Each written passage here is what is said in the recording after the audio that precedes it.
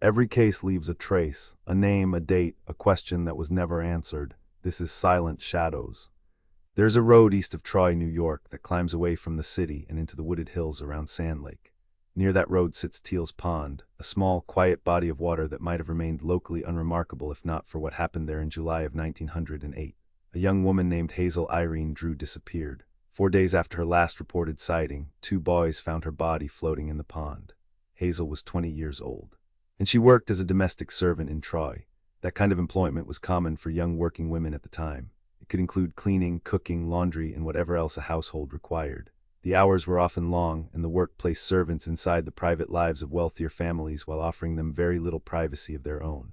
Hazel, however, seems to have maintained a life beyond the household where she worked. That life is difficult to reconstruct now.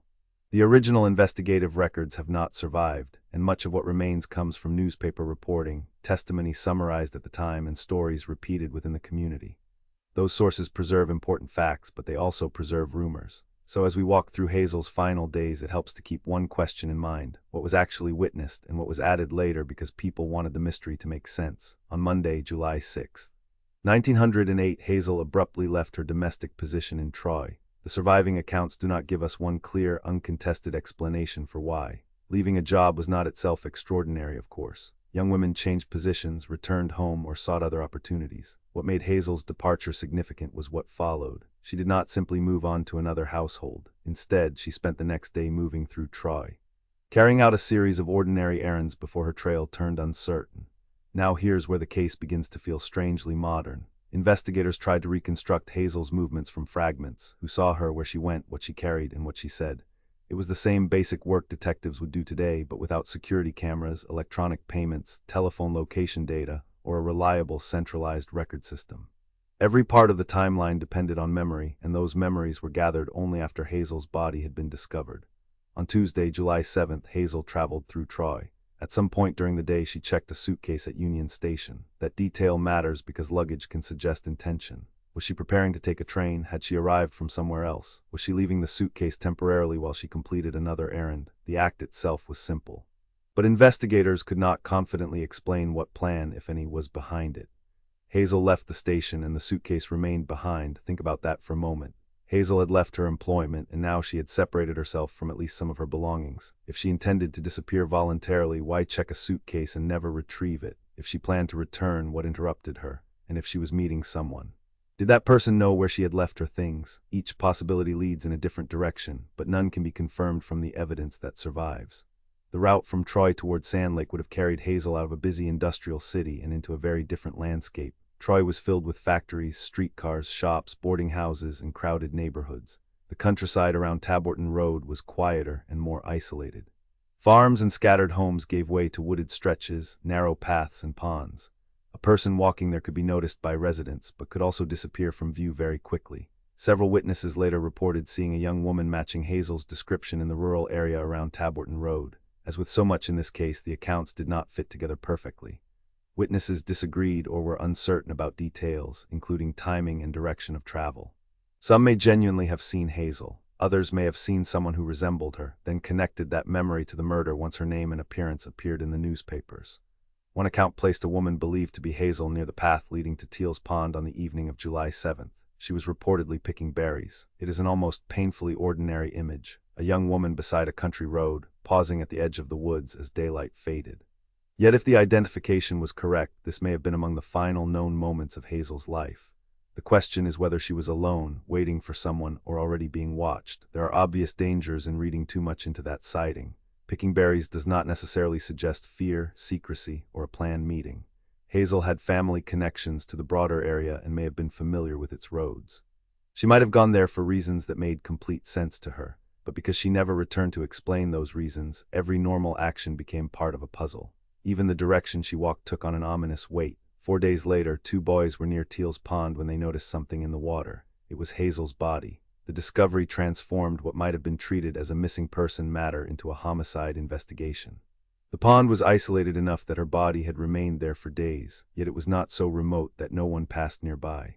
Whoever had killed Hazel had left her in a place where discovery was possible, but not necessarily immediate. An autopsy determined that Hazel had died from blunt force trauma to the back of her head. The injury indicated violence, not an accidental drowning. She had been struck with enough force to kill her. And the location of the wound raised the possibility that she had been attacked from behind, but the precise weapon was not established. Investigators had a cause of death, yet they did not have the object used to inflict it or a witness to the fatal assault. The pond itself became a central crime scene. Investigators searched the surrounding area and eventually drained the water, hoping to recover a weapon or some overlooked piece of evidence. It was a substantial effort.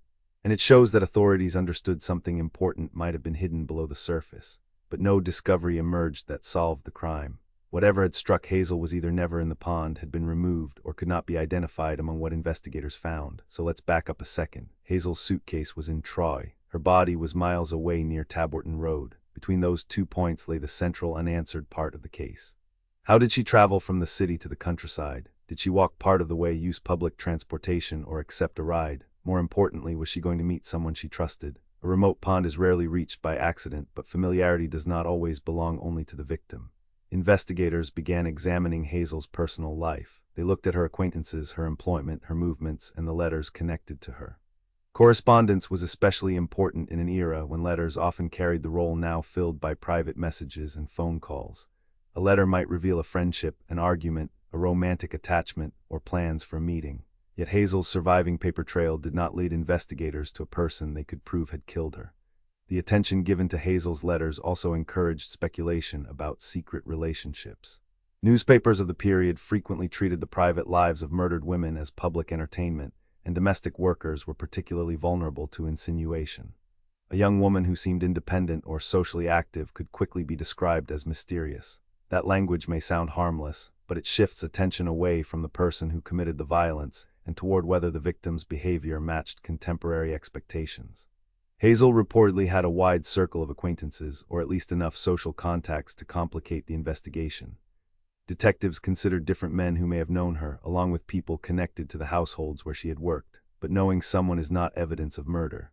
Without reliable forensic testing, investigators needed a confession, a credible eyewitness, a recovered weapon, or a contradiction strong enough to break a suspect's story. None of those appears to have carried the case to an arrest, and the witness statements created problems of their own.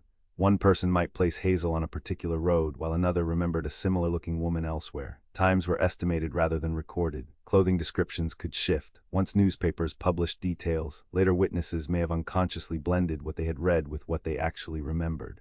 This does not mean every account was false. It means the investigators were building a timeline on ground that moved beneath them. There was also the question of Hazel's state of mind. Had she planned to leave Troy? Was she returning to relatives, seeking new work, or starting some private journey? Her abrupt departure invited theories, but no surviving evidence establishes that she meant to abandon her life. The checked suitcase suggests preparation, though preparation for what remains unknown. The most cautious conclusion is simply that Hazel had plans on July 7th, and someone or something prevented her from completing them. Authorities offered a reward for information. Rewards can motivate witnesses to come forward, but they can also generate bad leads. People repeat rumors, exaggerate suspicions, or reshape uncertain memories in the hope that their information will prove valuable. Investigators were already dealing with intense public attention, and each new theory had to be weighed against the physical evidence. In Hazel's case, the expanding number of stories seems to have produced more possibilities, not a clear route to the killer. The inquest attempted to place the known facts into an official record. Witnesses were questioned about Hazel's movements, the discovery of her body, and the people in her life. Yet an inquest is not the same thing as a criminal trial. Its purpose was to examine the death and determine how it occurred, not necessarily to establish guilt beyond a reasonable doubt. By the time the proceedings concluded on July 30th, no one had been arrested for Hazel's murder. That short timeline is striking. Less than a month passed between Hazel leaving her job and the end of the inquest. Investigators had searched, questioned witnesses, examined belongings, reviewed correspondence, drained the pond, and publicized a reward.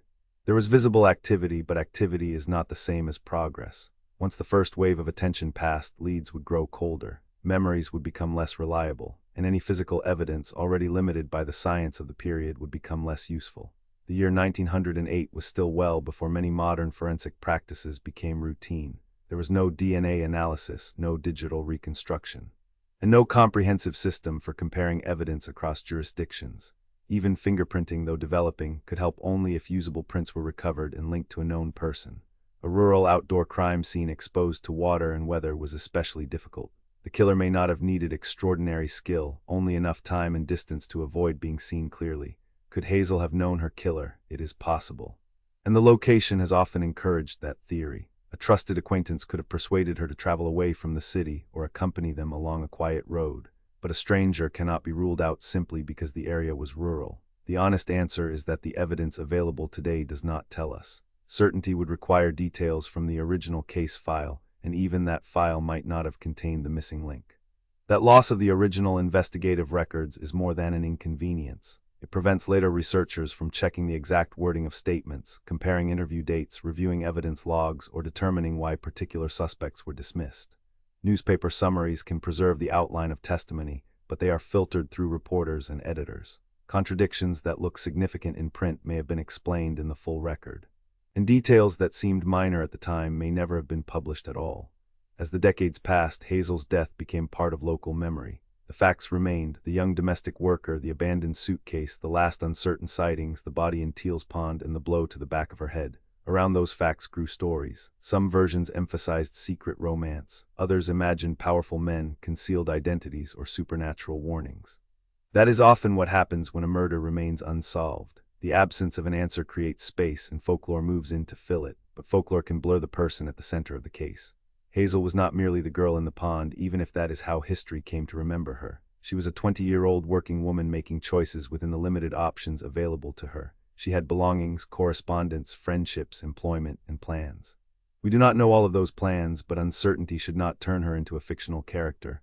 Her life was real, and so was the violence that ended it. Still, fiction eventually became part of Hazel's legacy.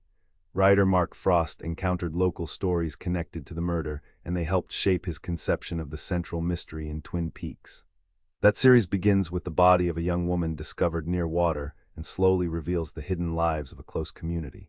Hazel Drew was not simply transformed point for point into a fictional victim, but the atmosphere of her case left a recognizable imprint on the idea. The connection gave Hazel's story a new audience many decades after her death. Viewers drawn to the fictional mystery began asking about the real woman behind part of its inspiration. That renewed interest has helped preserve her name, but it also creates another challenge. Fiction offers patterns, revelations, and eventually an answer. Real unsolved cases rarely cooperate so neatly. Hazel's story has no surviving final chapter in which every strange detail falls into place and the killer is unmasked. What remains is a narrow sequence of established events. On July 6th, Hazel left her job in Troy. On July 7th, she traveled through the city and checked a suitcase at Union Station. Witnesses later placed a woman matching her description near Taborton Road, with one account describing her picking berries close to the path toward Teal's pond. 4 days later, her body was discovered. The autopsy found fatal blunt force trauma. On July 30th, the inquest ended without an arrest. Everything beyond that sequence must be handled carefully. We can ask whether the suitcase represented an escape, a new beginning, or merely temporary storage. We can wonder who knew Hazel would be near the pond. We can examine the conflicting sightings and imagine the missing journey out of Troy. But questions are not evidence. The most responsible account leaves the uncertainty visible rather than using rumor to create a solution that the original investigators themselves could not prove. More than a century later, Teal's pond remains tied to a crime without a known perpetrator. The person who struck Hazel may have been questioned and released, mentioned only in a lost document, or never identified at all. With the records gone and no known physical evidence available for modern testing, the possibility of a definitive resolution is remote. Yet the case still matters because unsolved does not mean forgotten, and mystery should never eclipse the victim's humanity. Hazel Irene Drew set out from Troy carrying intentions that only she fully understood.